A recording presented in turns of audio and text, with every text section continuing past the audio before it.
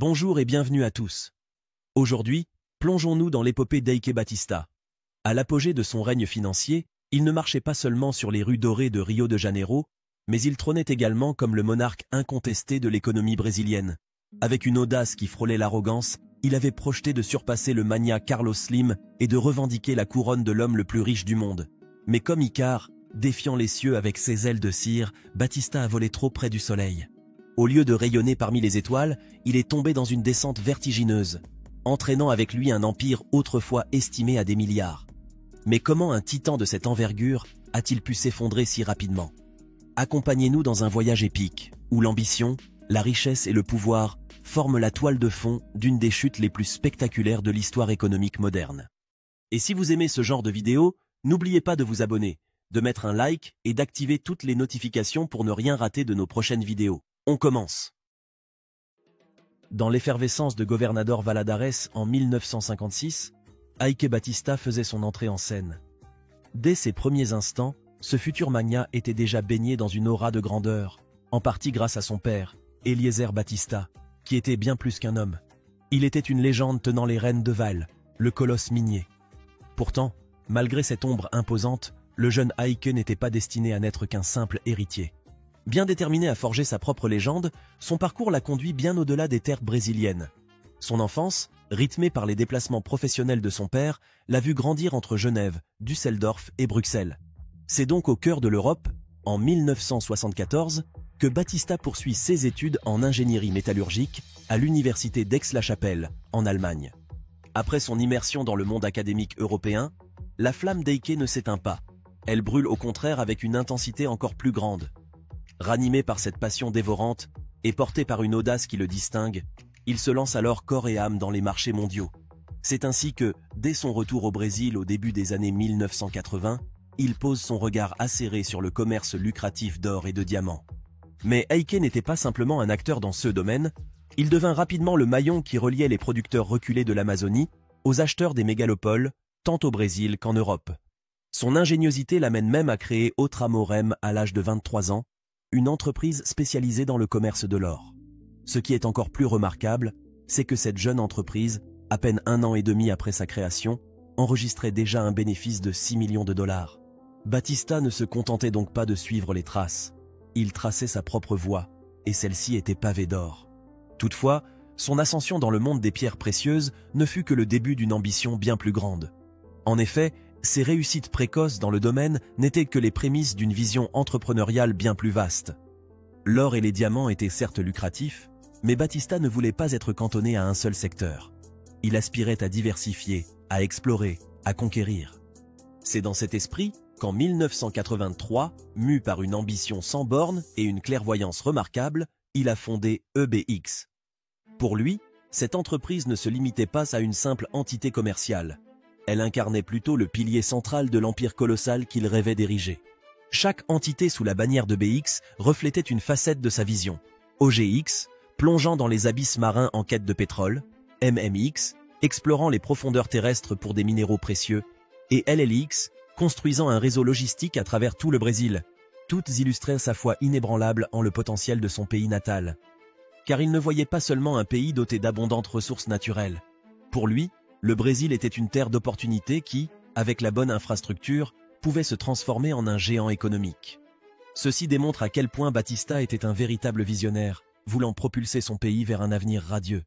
Mais alors que dans l'arène économique, Batista jouait le rôle de l'architecte du futur du Brésil, à l'extérieur, il cultivait une image complètement différente. En effet, au-delà de ses succès entrepreneuriaux, c'était son style de vie flamboyant qui faisait la une des journaux. Voitures de sport, yachts luxueux, déclarations audacieuses, Batista était plus qu'un homme d'affaires, il était une célébrité. Il n'était d'ailleurs pas rare de le voir fréquenter des événements mondains aux côtés de stars de cinéma ou de sportifs de haut niveau. Pour de nombreuses personnes, il était alors la quintessence du rêve brésilien. Une ascension vertigineuse vers la gloire, le succès et la reconnaissance mondiale. Et c'est dans cette optique que Batista a cherché à transformer sa nation. Il a investi massivement dans des projets infrastructurels, notamment pour revitaliser le port de Rio de Janeiro. Son projet Porto Maravilha promettait ainsi de transformer une zone délaissée en un centre urbain moderne. À cette période, tout semblait aller pour le mieux pour Batista. Cependant, derrière ces succès apparents, des problèmes commençaient à émerger, mettant en lumière les faiblesses de son empire.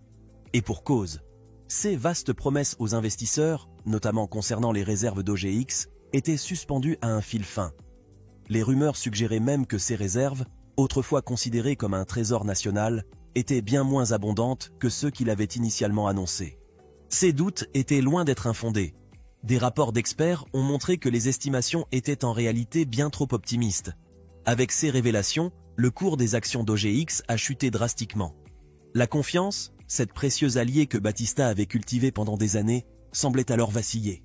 De plus, sa dépendance vis-à-vis des marchés financiers pour soutenir ses projets audacieux était devenue une épée de Damoclès.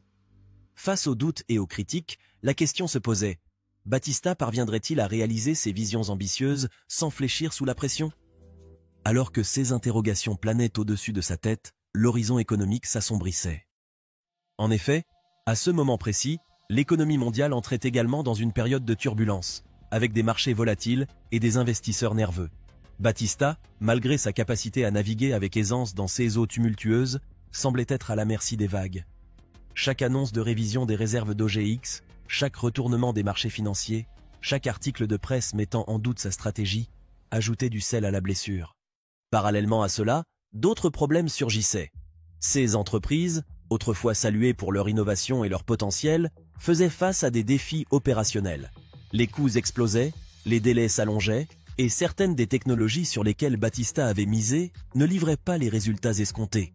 Le doute s'est alors infiltré même parmi les plus fidèles collaborateurs de Batista, ceux qui avaient été témoins de ses plus grands succès.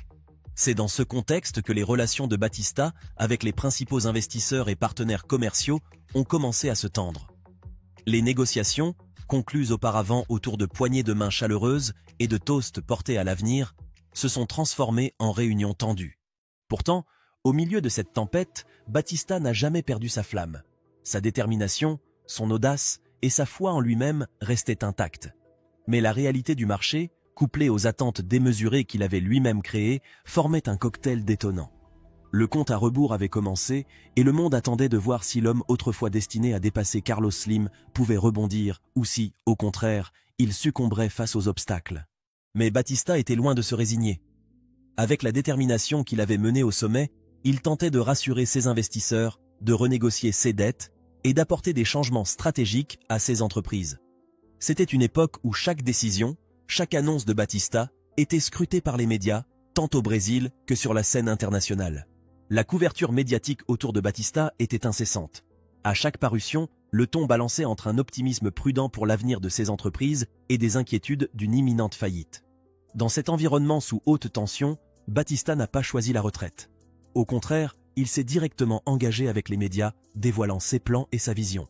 Cependant, cette transparence avait un double tranchant. Elle mettait en évidence la complexité de la situation de Batista, révélant les enjeux auxquels il était confronté, non seulement en tant que chef d'entreprise, mais également sur le plan personnel.